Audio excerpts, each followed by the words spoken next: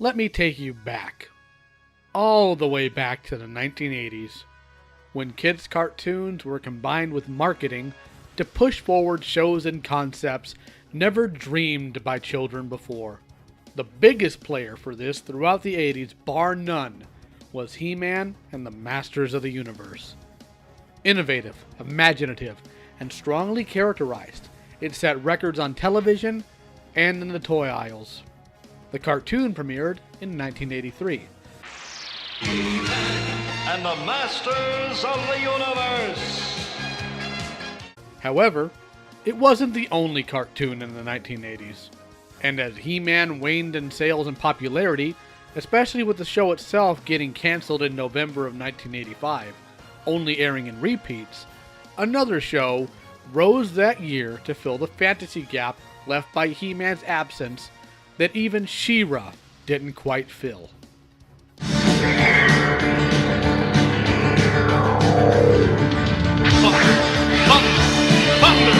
ThunderCats! Ho!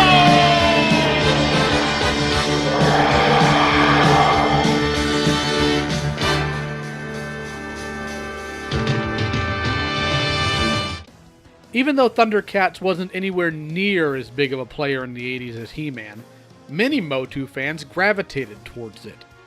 And the show built its own following as well. This is when the imaginations of children were ignited, and since then, a crossover between the two properties has been wanted. Who would win in a fight between Lion-O and He-Man?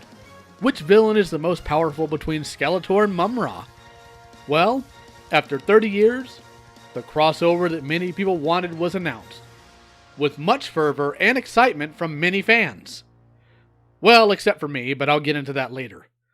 Announced in 2016, DC would be doing this crossover, written by Rob David, who worked on He-Man Eternity War, and Lloyd Goldfine, who is credited with writing the entire 2003 Teenage Mutant Ninja Turtles cartoon. The art would be done by Freddie Williams II, who was known for the Teenage Mutant Ninja Turtles Batman crossover. Today, we'll be going into the very first issue of this comic. This will be a 6-part, weekly series on the channel to go over the series in its entirety. I'm going to be doing what most comic reviewers should have done when this came out. Actually be critical. I'll be judging this series based on tone, writing, art, and adherence to proper lore. No excuses will be accepted, and everything will be explained. So, let's get into this. We open with a battle between Mumm-Ra and Lion-O, with Mumm-Ra clearly on the losing end of that. It cuts to his pyramid, while an unknown character narrates the essentials concerning Mumm-Ra's abilities and rejuvenation. After Mumm-Ra recovers, the ancient spirits of evil call upon him, claiming that they found a sword that's power rivals that of the Sword of Omens. That sword being He-Man's Sword of Power. We then cut to Eternia, where we see Prince Adam frantically trying to get ready for an assembly that he's clearly late for. Upon arrival, he's greeted with beratement and criticism by his fellow heroic warriors.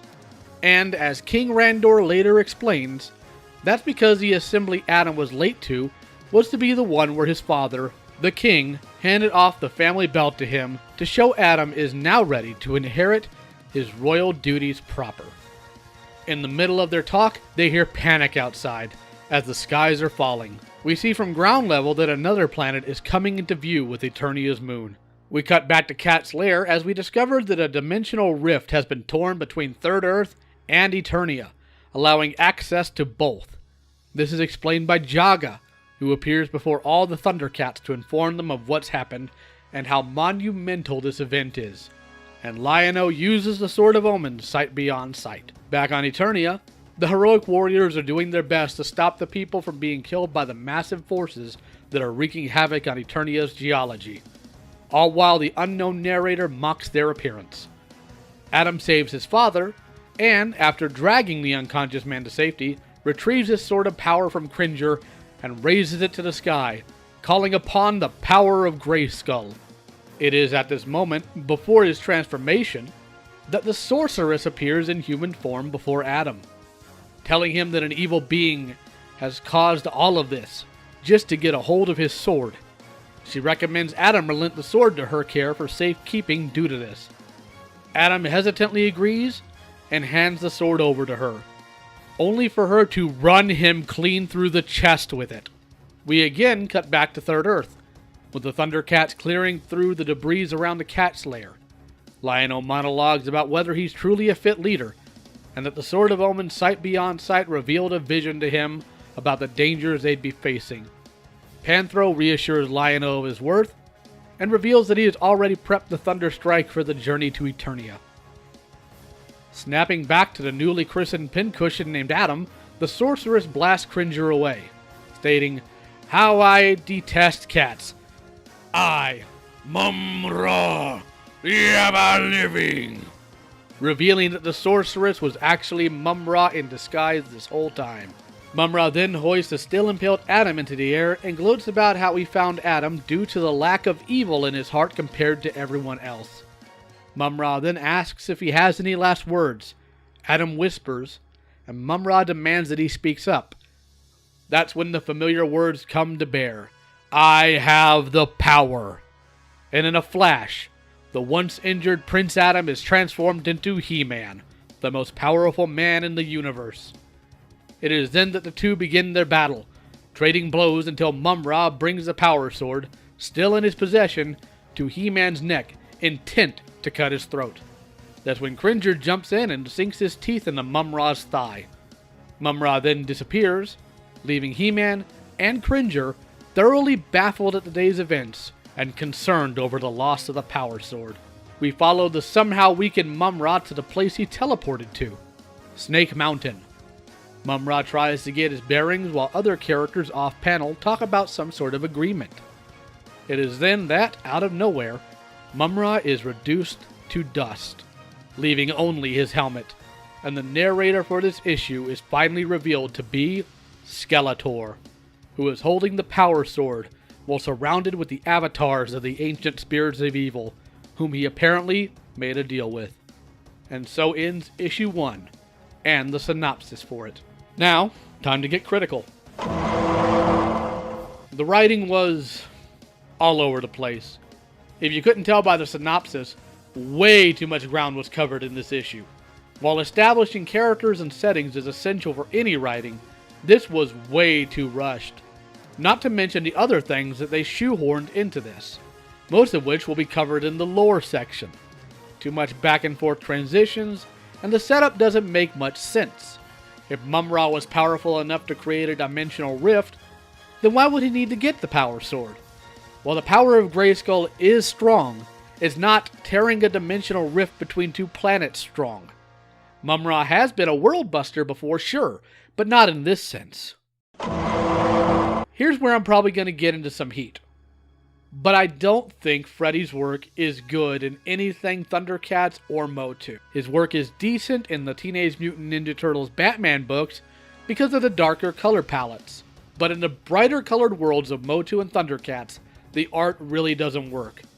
For example, if you have to put a white border on every page between every character, you either aren't getting enough line thickness in your inking, or you just need to be paired with another colorist. A couple more things to note is that the claw shield doesn't look properly metallic, the Eye of Thundera is completely missing its roundness, as well as Mum-Ra's face looking more skeletal. There's also the fact that Mum-Ra is completely missing his cape. Oh, and the final page? Take a look at those ancient spirits of evil. Those are the 2011 versions. This has been corrected in future printings and the trade paperback, but it's pretty clear whoever is feeding him his reference material is doing an extremely poor job of it. Oh man, where to even begin with this thing? Might as well do it by the numbers. Firstly, we have no idea what time this takes place in concerning ThunderCats lore, because Mum-Ra retreats to his pyramid on Third Earth in the opening act, which was destroyed in Season 2 permanently. This is also where we see the writing troubles concerning the narrator, aka Skeletor. He uses a lot of modern phrasing that really doesn't suit his character, such as things like piss off upper management. Skeletor is an evil sorcerer from a fantasy world, not an employee at the Costco. Next up, we have Prince Adam, who is constantly portrayed as a bumbling oaf. Look, let me explain something here. Adam makes it a point to act that way to divert suspicion of him being He-Man. When he does it, it's done in a very controlled way. Him not pretending to be a neglectful idiot and actually being one tells me these people didn't do their research, and that's further proven by his fellow heroic warriors' reactions to him. That of pity and disgust. Even Man-at-Arms, who knows that Adam is He-Man, comments, "Not again," providing that the writers absolutely didn't get the memo. Follow that by Fisto's hilarious line, and Adam's back and forth later with his father, and you'll see that these writers know nothing about the characters that they're writing for outside of basic archetypes. Now we move on to Jaga. Quick question. Who all can see Jaga? Answer, Lion-O. And only Lion-O. Jaga! The eye of Thundera is with you, Lion-O, the source of the ThunderCats' power. But I cannot summon it, Jaga. Shiner has sealed the eye. It sleeps, Jaga, and I cannot awaken it. Your young friend talks to himself. This is an essential part of ThunderCats lore. This allows for Lion-O to get insight into matters that the others may not have. It gives them the ability to lead the directions in a narrative manner that isn't out of nowhere, and in a way the other ThunderCats could not. They never explain this away either. They just put it there, woefully unaware of what they've broken. You have one scene where Skeletor calls Extendar, Ram Man, and Snoutspout circus freaks. Skeletor is not lacking in self-awareness. Have you seen who comprises his evil warriors? This statement comes out of left field, because characters like that are common in Eternia, and Skeletor knows that. More to the point, if Skeletor is going to insult people, he's going to be clever about it. Quiet, or I'll turn you into a suitcase! Just as I suspected. Hollow, you metal-munching moron! Why do I surround myself with fools? Even the robots are smarter than you! You overgrown alley cat! You pathetic pair of pitiful pinheads! You tin-tongued dolt! I'm talking about my patience, not my body! Dolts! Half-wits! Bunglers! Brainless idiots! You couldn't even beat a motley group of gnomes! There's a reason why Skeletor is cherished even outside of the Motu community. His sass is legendary. Now we get to the Sorceress. You know, the character that has to transform into a falcon if she wants to leave Castle Grayskull. A fact that Adam knows.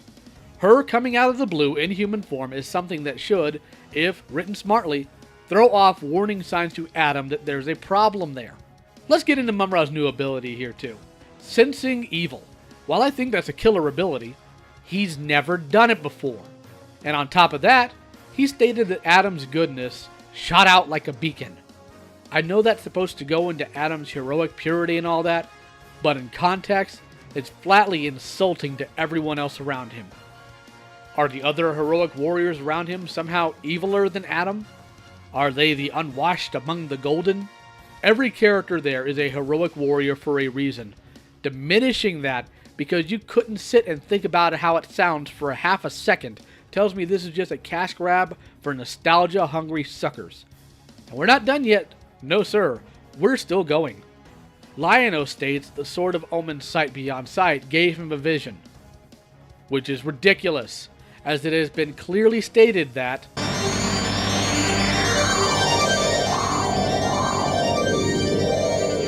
Nothing. The sword showed me nothing. Because the eye has no psychic powers. Remember how I said we don't really know where this takes place in ThunderCats fiction? Well, here's two more reasons why. Lion-O got over all of that heavy self-doubt by the end of the first season. Leading into Season 2, he was rebuilding his homeworld and managing a kingdom.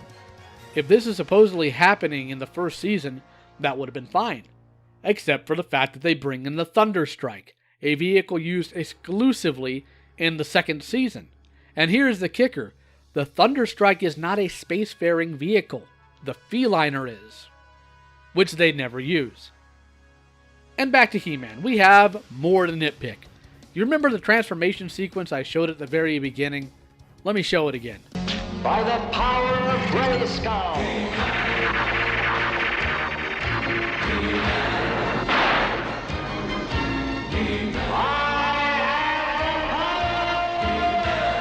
The moment he calls upon the power of Grayskull, he transforms. He only claims to have the power once he already, has the power. This book couldn't even get that right. And this happens multiple times, by the way. It's never fixed. We also have He-Man not showing the physical damage that he has as Adam. While cool, that's not exactly a canon ability either. We also have to cut to Mumra and Snake Mountain and being weak out of nowhere. And these are the lore issues as they stand. Most of them are very glaring to anybody who has basic knowledge of these series. Did these guys do any research? At all? I'm not sure, but I'm betting they didn't. When this book came out, I voiced everything I said here for the most part. And everyone and their mom showed up to defend this book, making all sorts of excuses for errors, non-canon nonsense, and everything else under the sun. The biggest excuse being, this is a different canon. It's not meant to be the originals. The easiest defense against this nonsense would be, then why make the book? But I have a better one. One last quick question. You said this is going to be set more like classic He-Man, classic ThunderCats, so that means the continuity in DC Comics of He-Man and the Masters of the Universe is going to be ignored? Yeah, I mean, for the sake of the story, this is based on that classic continuity. If people want to Classic universes. For ThunderCats, that means the 80s cartoon. For Motu, that could be either the mini-comics or the Filmation cartoon. Either way, my lore criticisms are unchallenged. And more importantly, if the writing team makes such a big mistake that you have to try to explain it away, then they're not doing their jobs. Don't make excuses for bad writing. You're not helping anyone. But I'm also not just someone who is going to rage about the book's issues. Let's talk about how to fix them. Make the ThunderCats portion of this book take place near the end of the second season. Instead of Jaga, have Lion-O consult the Guardian of the Book of Omens about the threat. The Guardian is all-knowing, and would give Lion-O the info he'd need about Skeletor and Mumra's abilities. If you wanted to do it in the first season, there's a character in the show that can receive visions. I wonder who it is. Maybe, just maybe, that's a main part of her ability set, and part of a story arc for her. But what do I know? That would require them to actually do some research on ThunderCats lore, wouldn't it? Silly me. As far as the Motu portion goes, have Mumra literally pose as anyone else after watching He-Man's activities in the Cauldron. Pay attention to how the characters are perceived, how they act, and what fits within the lore of the series. We're in the age of the internet. All of this information is available. There's no excuse for this level of laziness. You taking these characters and dumbing them down doesn't make you clever, it just makes everybody else think you're dumb. When I heard about this book's announcement, I knew it would be bad. Why? Because the last ThunderCats crossover was bad, and that was with Superman. The only good one is the ThunderCats Battle of the Planets crossover years ago, and there's a reason for that. I said earlier that I don't think ThunderCats and He-Man crossing over is a good idea. Well, here's why. Despite the surface level similarities between the two, they're entirely different in terms of tone, character, and genre. He-Man, at its core, it's tied more to old school fantasy. ThunderCats, on the other hand, has more in common with Arthurian lore and space adventures. Knowing this, and knowing the assumptions people make about the series, I knew people would praise it even before it hit shelves. This just goes back to what I've said before about people needing to be critical. You've waited 30 plus years for this crossover, and even the very first issue is absolute trash from beginning to end. You could have waited longer for a better product. This is actually spoken about in the video game industry via Shigeru Miyamoto. Quote, "A delayed game is eventually good. A bad game is bad forever." Unquote. We all need to be able to be more critical of these things instead of just consuming crap with smiles on our faces. Next week, we're moving on to issue 2 of this series, and it's going to get much, much worse. So strap in. Have you read this book? If so, what did you think? I want to hear your thoughts in the comments, even if you don't agree with me. Let's get a conversation going. And would you guys like to see a video about how ThunderCats and He-Man compare and contrast? Also let me know in the comments.